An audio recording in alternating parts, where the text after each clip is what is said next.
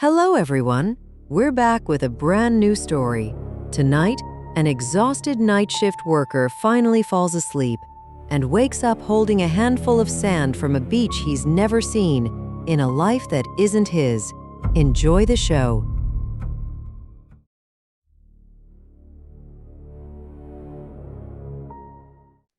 The young man pushing that cart has not slept properly in 4 years. His name is Elliot, he's 24, and he works the night shift in a records warehouse 11 hours a night alone, under lights that hum like something dying. He knows every aisle by number. He knows exactly how long it takes to walk from one end to the other. And every single night around 3 in the morning, standing in all that concrete silence, he gets the same strange feeling that he isn't really in his life, that he's watching it from somewhere else, somewhere warmer. Here's what nobody could have told him that night. He was right, and in 8 days he was going to find out exactly where.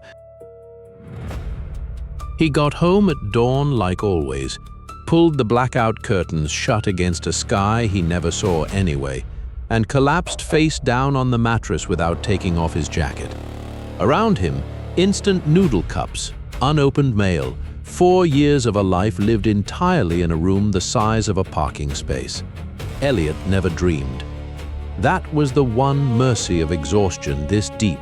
You go down like a stone and come up with nothing. But that morning, for the first time since he could remember, he went down slowly, gently, like something was lowering him, and on the other side of that darkness, the sun was already up, and it was warm, and it was waiting. He opened his eyes on a staircase of white stone, and the sea was right there, impossible turquoise, boats bobbing in a little harbor below, bougainvillea spilling pink over sun-warmed walls. He was walking down toward the water. One hand trailed along the stone as he went, and he could feel every grain of it. He could smell salt and hot dust and someone's cooking. Cats slept on rooftops. A blue door stood open. And the strangest thing of all wasn't the town it was, that his body knew this staircase. It knew which step was cracked. He wasn't visiting this place. He was coming home from somewhere. The alarm dragged him back to gray. Same curtains, same cold. Elliot lay there for a long moment, mourning a place he'd never been. And then he felt something in his right hand. He was holding it closed. He didn't remember closing it, and when he opened his fingers there, in the middle of his palm, glowing faintly in the dark of a room with no sun, a small handful of fine, golden sand. He didn't move for almost a minute. Sand doesn't come out of dreams. Sand comes from beaches, and the nearest beach to that apartment was 400 kilometers away. The second night went deeper. When he woke, he lay very still and held both hands up in front of his face, and even in the dark he could see it. His fingers had gotten longer, thinner. The knuckles had smoothed out, the nails, chewed down to nothing for as long as he could remember, had grown into neat pale ovals. These were not the hands that had been loading boxes for 4 years, and around his right wrist, sitting there as calmly as if he'd put it on himself, was a little bracelet of seashells and blue glass beads, warm to the touch, smelling very faintly of salt. He had never seen it before in his life, except he had, in the dream, on his own wrist. The third dream lasted longer. And this time the town talked back. A woman in an orange sundress with a wild crown of black curls leaned out of a blue doorway and shouted something across the steps, laughing, waving him over, and he heard himself laugh back, easily, like they'd been doing this for years. She called him by a name, and in the dream it landed like nothing at all, like being handed something you already own. Elena. Elena. He wanted to ask who that was, but his own mouth was already answering her, already halfway through some joke about the bakery, and every part of him was completely, unremarkably at home. He woke up with something heavy across his shoulders. He reached back, and pulled forward a handful of hair, his own hair, warm honey brown, falling in soft waves well past his shoulders. It had been short 2 days ago. He sat there in the blue dark, holding it, staring, and the person holding it had a smaller jaw now, a softer mouth, larger eyes. Every rational alarm in his skull was screaming, and underneath the screaming, quiet as a hand on your back, was something much worse and much stranger: relief, like a word you've been trying to remember for 24 years, just quietly finished itself. The fourth dream was the best sleep of his life. She was sitting on a stone pier with her feet hanging over the water, beside the curly-haired woman in orange, and they were laughing so hard about something that neither of them could speak. Fishing boats knocked gently against the dock, nets dried in the sun. The whole world smelled like salt and rope and heat, and whoever this life belonged to, it belonged to someone with friends, with a history, with inside jokes, with a place at the table. Elliot hadn't spoken more than 50 words to another human being in a month. Elena had a person who saved her a seat. But the fifth night, standing in the archive with a clipboard in her hands, the thing that finally broke something wasn't the change. It was the lack of reaction. 2 co-workers came down the aisle, mid-conversation, walked straight past a young woman with long honey-brown hair and freckles standing where a man used to be, and didn't pause, didn't look, didn't wonder. One of them nodded at her the way you nod at someone you've worked beside for years. She stood there in the fluorescent heart hammering, and understood something cold. Reality wasn't fighting this. Reality was quietly agreeing with it. Nobody here had ever really been looking at her anyway. And the dreams kept getting longer. That night she stood barefoot on warm rock at the edge of the sea. Sun going down orange over the water, eyes closed, wind moving through her hair. She wasn't doing anything. That was the point. Nobody in this place needed her to justify existing. The little shell bracelet was on her wrist here too, of course it was, and the sun was on her face, and somewhere behind her a whole town was making dinner.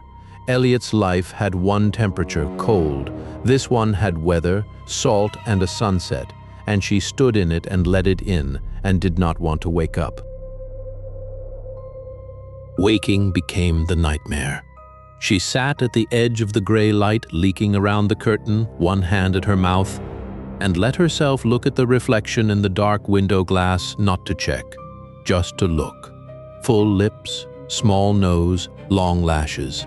Freckles scattered across her cheekbones like someone had thrown them there for luck. It was a face that belonged in that sunlight, not in this room. And she finally let the question all the way up. What if I'm not turning into her? The dream never felt strange. The dream felt like memory. What if I'm turning back? The next dream lasted a full day, and in it she worked. A little whitewashed workshop with the shutters thrown open to the sea, shelves of hand-painted bowls, a wheel spinning under her palms. Her hands knew the clay, knew exactly how much water, exactly when to slow down. You don't get hands like that from dreaming, you get them from 10 years of practice. And that was the moment she stopped calling it a dream. Somewhere out there was a workshop that smelled like wet clay and salt, with her fingerprints in every bowl on those shelves. Somewhere out there, a life had been left running, and it was still warm. Back in the cold, the last of Elliot went quietly. She stood beside the bed, holding up her old work trousers, and just looked at them. The waist gaping wide, the whole shape of them wrong now, built for a body that had narrowed at the ribs and softened at the hips. There was no panic left in it. She folded them and set them on the pile with the rest of it, the jacket, the boots, the ID badge, and the strangest part was how ordinary it felt, like packing up a rental. 4 years of clothes for a man who was never quite there, and in the middle of it all, standing in a gray room in a borrowed hoodie, she almost laughed. She found the box at the bottom of the closet while clearing it out, and it was heavier than it should have been. photographs, dozens of them spilling out across the floorboards under the lamp, and every single one was her, standing on white steps in that town, laughing on that pier, sun on her face, sea behind her, shell bracelet on her wrist. Photographs that were old, curled at the corners, taken by people who loved her. She sat on that cold floor, holding one of them in both hands, and cried like something breaking open. The dream wasn't a fantasy she'd invented in the dark. It was a life she'd had, and somewhere, somehow, she had lost it. She lay down that night knowing exactly what she was doing. No alarm, no shift.